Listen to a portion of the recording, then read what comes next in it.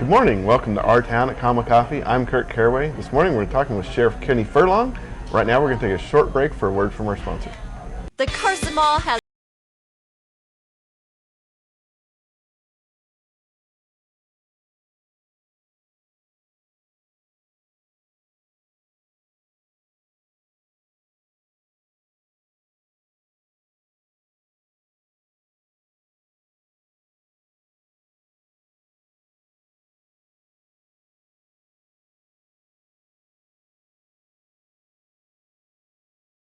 Carson Mall. And we're back talking with Sheriff Kenny Furlong. How are you doing this morning? I'm doing really well, and you? All right. Well, I mean, things are happening around town. The legislature's in session, and we're right across the street here, and we see all things going on. Is that causing any concerns? We did a lot of preparations for the session coming up on us. It is ironic we're sitting right here. This stretch of Carson Street, right in front of the legislature session, or the legislature and the Capitol. We're through the areas that were of most concern of mine, with the increased amount of pedestrians crossing the street, because a lot of folks do come over here to Comma Coffee or to Mom and Pops and visit those areas, and that caused a pretty heavy concern of mine.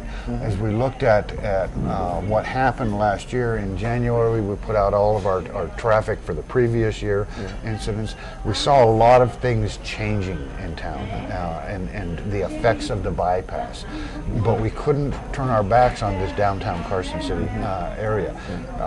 We know very, very well that a lot of people will be voicing their opinions this year.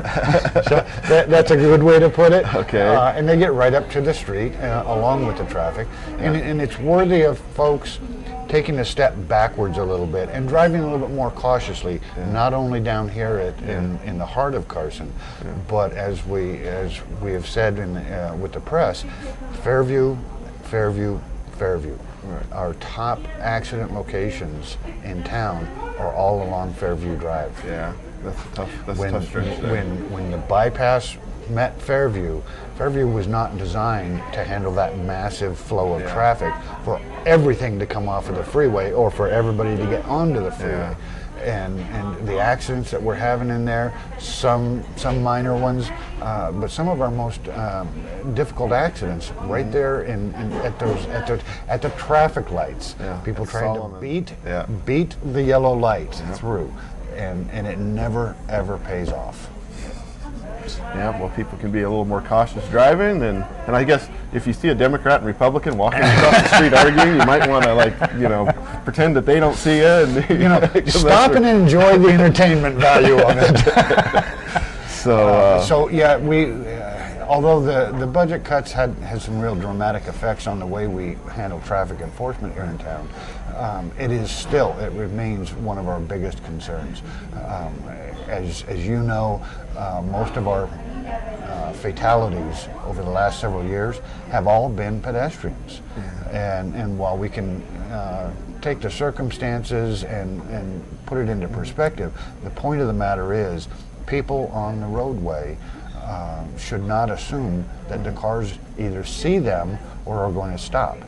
And then you have the illustrious, okay, if I stop, I'm up into the rearview mirror hoping the guy behind me stops. And that does happen. And I'm the same as everybody else. You hope the guy behind you sees just as well. It's prudent for everybody to take a little bit more time, especially if you're driving through the downtown area, and relax and enjoy and be very, very watchful. Yeah. And I mean, have people slowed down enough on this? Because I mean, once we got the bypass through, the thought was that you'd have a little bit less traffic, a little slower traffic. But have you actually seen that? A dramatic reduction in traffic has been seen. Are they going slower than they were before? They weren't driving that fast to begin with. We look at the 85th percentile, and the 85th percentile is absolutely just kind of moseying through town. So, okay. All right, well, we're going to take a short break right now. Come back afterward from our sponsor. The Carson Mall.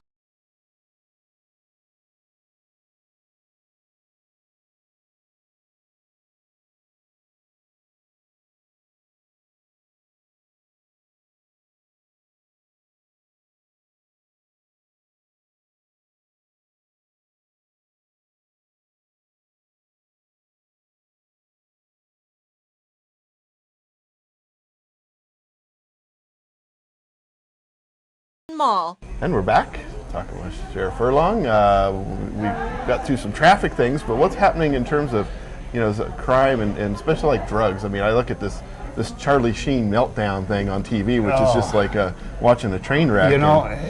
I'm glad you brought that up, because that's a great example of what families are dealing with when a person becomes addicted to drugs.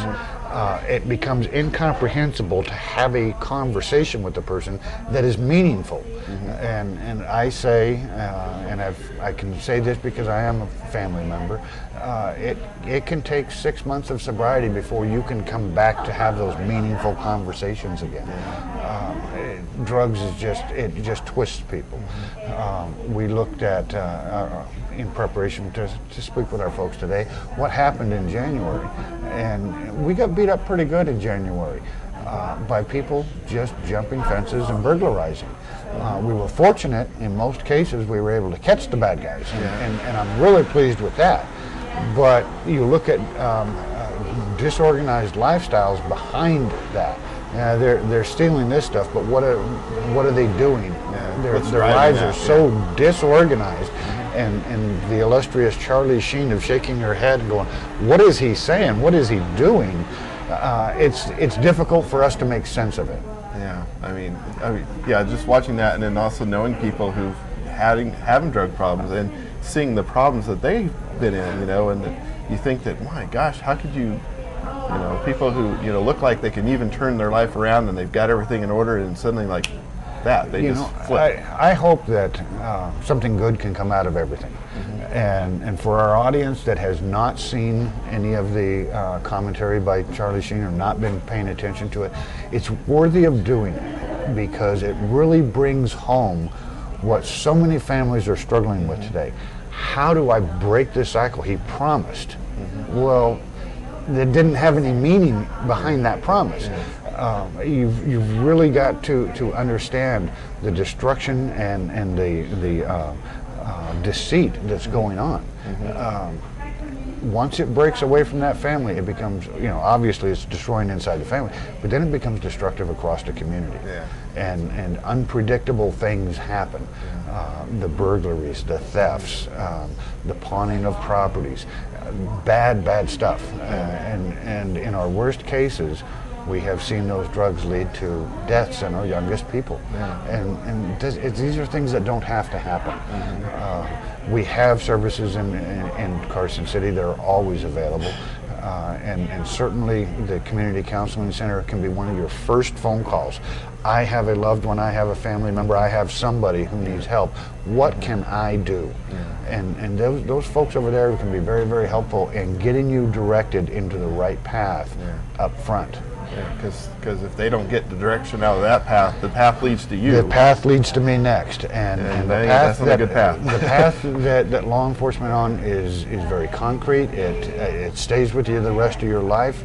Unfortunately, our hearts bleed out. I want to trust you. I want to believe in you. I want to help you, and in actuality, all I'm doing is enabling you, and knowing full well, sooner or later, the police are going to get involved and something bad's going to happen, and then you're stuck with that record for the rest of your life.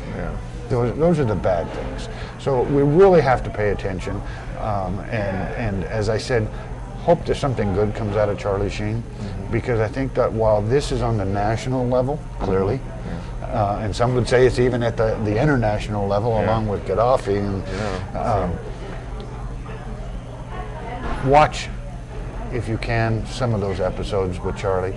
Bring it home to life. That is existing here in this town.